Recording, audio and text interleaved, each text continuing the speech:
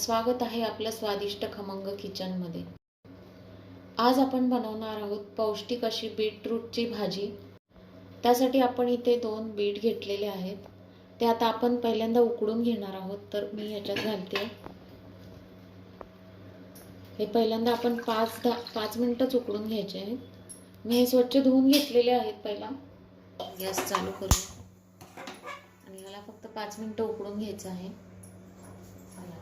आता आपलं हे बीट उकडलेलं आहे। आता आपण गॅस बंद करून घेऊया आणि आता आपण ह्याला थंड झाल्यावर सोलून घेऊन ह्याचे बारीक तुकडे करून घेणार आहोत। ह्याचा आपण साल काढून घेणार आहोत। असं मागचं पुढचं काढून घ्यायचं आहे। साल अगदी सहज निघतं। हे बघा, आपल्याला कच्चं बीट खायला कंटाळा येतो कोणाकोणाला, लहान मुलांना नाही आवडत। तर असं शिजवून बीटची भाजी खूप छान लागते। एकदा करून बघा आणि पौष्टिकही असते। आता आपण ह्याला बारीक बारीक कापून घेऊया, तुकडे करून घेऊया याचे।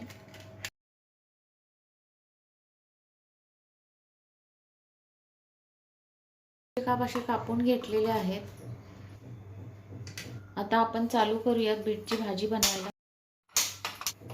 मी गॅसवर भांडं ठेवलं आहे।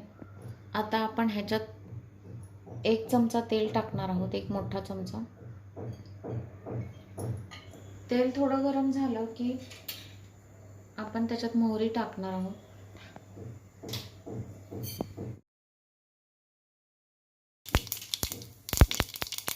मोहरी तडतडली की आपण जिरे टाकणार आहोत।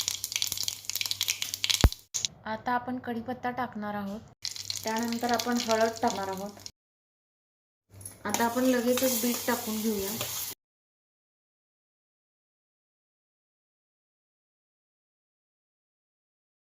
आता आपण ह्याच्यात चवीप्रमाणे मीठ आणि मी हे लाल तिखट घातलेलं आहे, काश्मीरी लाल पावडर घातलेली आहे। आता ह्याला व्यवस्थित हलवून घेऊया आणि आता आपण ह्याच्यात ओलं खोबरं टाकूया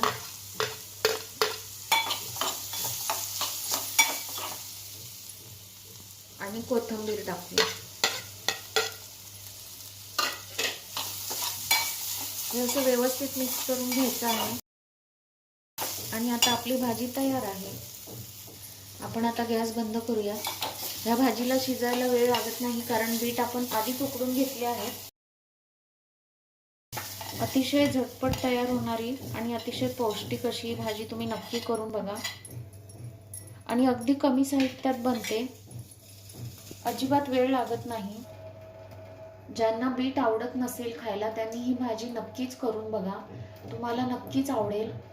जर तुम्हाला ही रेसिपी आवडली असेल तर माझ्या व्हिडिओला लाईक करा, शेअर करा आणि चॅनलला सबस्क्राईब करून बेल बटन दाबायला विसरू नका।